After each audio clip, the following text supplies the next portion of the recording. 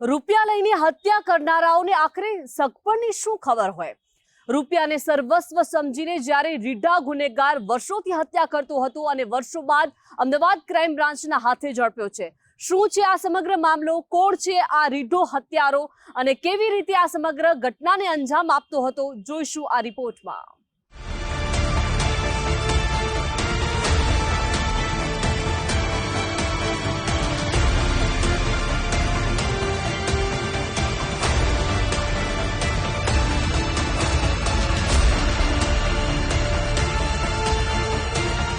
પ્રેમ સંબંધો, ભાગીદારો વચ્ચેની આર્થિક બાબતોના વિવાદ કે મિત્રતા તૂટ્યા બાદ સોપારી આપીને ઢોર માર મારવાના અથવા તો હત્યા નિપજાવવાના કિસ્સા છાસવારે સામે આવે છે. જો કે સોપારી લેનાર તો રૂપિયા માટે થઈને ગમે તેની હત્યા કરી શકે છે. 5 વર્ષ પહેલા છત્તીસગઢના રાયપુરમાં કંઈક આવો જ બનાવ બન્યો. વિધવા માતાએ 2 પુત્રો વચ્ચે થતા સંપત્તિના વિવાદમાં એક પુત્રને મારવાની સોપારી આપી. કુખ્યાત અજયકુમાર ઉર્ફે લક્ષ્મીસાગર ઉર્ફે કિમતી મિશ્રા નામના માથાભારે ગુનેગાર સાથે 4 લાખ રૂપિયામાં સોદો નક્કી થયો, જે બાદ 1 લાખ રૂપિયા એડવાન્સ લઈને આરોપી વતન જતો રહ્યો. આ રકમ નક્કી થયા બાદ કામ પૂર્ણ ન થતા વિખવાદ વધ્યો. આરોપી અજયકુમાર મિશ્રા સોપારી આપનારના ઘરે પહોંચ્યો ત્યારે ઉગ્ર બોલાચાલી થઈ.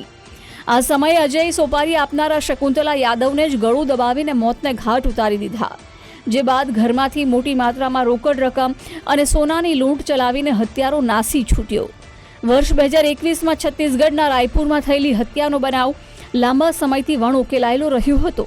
છત્તીસગઢ પોલીસ 5 વર્ષના લાંબા સમય બાદ પણ ગુનેગારને ઝડપીને હત્યાનો ભેદ ઉકેલી શકી ન હતી, પરંતુ અમદાવાદ ક્રાઇમ બ્રાન્ચે મળેલી ચોક્કસ માનવ બાતમીના આધારે આરોપીને ઝડપીને ચર્ચાસ્પદ કેસ ઉકેલી કાઢ્યો છે. મૃતક શકુંતલા યાદવે નડતર રૂપ મોટો દીકરો મિલકત અંગેના ઝઘડાઓથી દૂર રહે તે માટે સોપારી આપી હોવાનું હત્યારાએ કબૂલ કર્યું છે. કે 2021માં ટીકરાપાડા પોલીસ સ્ટેશન રાયપુર છત્તીસગઢ ખાતે એક અનડિટેક્ડ મર્ડર બન્યું હતું, જેમાં એક વૃદ્ધ માતાશ્રીનો મર્ડર થયેલા હતા અને આરોપી બાબત કોઈપણ પ્રકારની જાણકારી ન હતી. તો તે દરમિયાન આપણે સૂઝબૂઝ બાતમીના આધારે એમના ઉપર ચપલ નજર રાખતા આપણે એ આરોપીને ક્રાઇમ બ્રાન્ચ દ્વારા પકડવામાં આવ્યું અને પૂછપરછ કરતાં એમાં સામે ફલિત થયું કે એ જે છે એ મરણ જનાર વૃદ્ધા હતી. એમને એ આરોપીનો પહેલાં પ્રોપર્ટીના ઝઘડામાં પોતાના દીકરા ઉપર હુમલો કરવા માટે એમને સોપારી આપવામાં આવેલ હતી. તો જે આરોપી છે લક્ષ્મીકાંત મિશ્રા, તો ત્યારે એ સોપારીના પૈસામાં રકઝક થતાં પછી અમુક સમય પછી એ જે સોપારી આપનાર વૃદ્ધા હતી એમને પાસે ગયો અને તે દરમિયાન એમનો ઝઘડો થયો અને એમના તકિયા સાથે એમના મોઢું દબાવીને એમનો મર્ડર કરી દીધા હતા. અને અમદાવાદ ક્રાઇમ બ્રાન્ચની પ્રાથમિક પૂછપરછમાં આરોપીએ કબૂલાત કરી કે મૃતક શકુંતલા યાદવનો એક દીકરો રાયપુરની નારાયણ હોસ્પિટલમાં નોકરી કરતો હતો.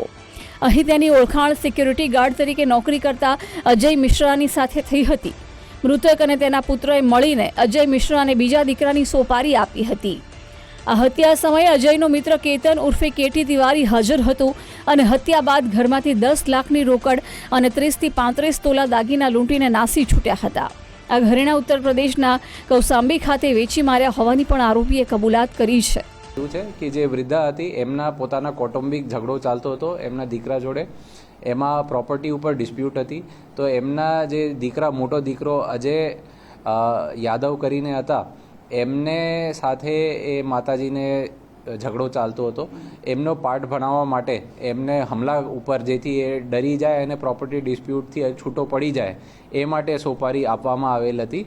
પણ એ સોપારીનો આખો મેટર બગડતા એ જે સોપારી લેનાર જ છે, જેમને ઉપર અગાઉ ગંભીર પ્રકારના લૂંટ, ચોરી વગેરેના હુમલાઓનો ગુનાઓ દાખલ છે જુદા જુદા પોલીસ સ્ટેશનોમાં, એ મેટર બગડતા એમને જે સોપારી આપનાર મહિલા છે એમના જ મર્ડર કરી નાખ્યું હતું અને એમના ઘરેથી દાગીના પણ ચોરી લેવામાં આવ્યું હતું. મૃતક શકુંતલાના ઘરે પહોંચ્યા ત્યારે નાનો દીકરો અમિત અન્ય કોઈ ગુનામાં જેલમાં હતો. આ સમયે તક જોઈને હત્યાને અંજામ આપ્યા બાદ મોટી રકમની લૂંટ ચલાવી હતી. આ હત્યા બાદ આરોપીઓએ પોલીસથી બચવા માટે મોબાઈલ ફોન વાપરવાનું બંધ કરી દીધું હતું. આ ઉપરાંત આધાર કાર્ડ અને પાન કાર્ડનો પણ ઉપયોગ બંધ કર્યો હતો. હત્યારો અજય મિશ્રા ગોવા, મુંબઈ અને અમદાવાદના નરોડા વિસ્તારમાં લાંબો સમય ઓળખ છુપાવીને રહ્યો હતો. આ હત્યારા અજય સામે લૂંટ મારામારીની અનેક રાજ્યોમાં ફરિયાદ નોંધાયેલી છે. અમદાવાદ ક્રાઇમ બ્રાન્ચે અજયકુમાર ઉર્ફે લક્ષ્મી સાગરની ધરપકડ કરી છત્તીસગઢ પોલીસને સોંપવાની તજવીજ હાથ ધરી છે. અર્પિત દરજી, ગુજરાત ફર્સ્ટ, અમદાવાદ.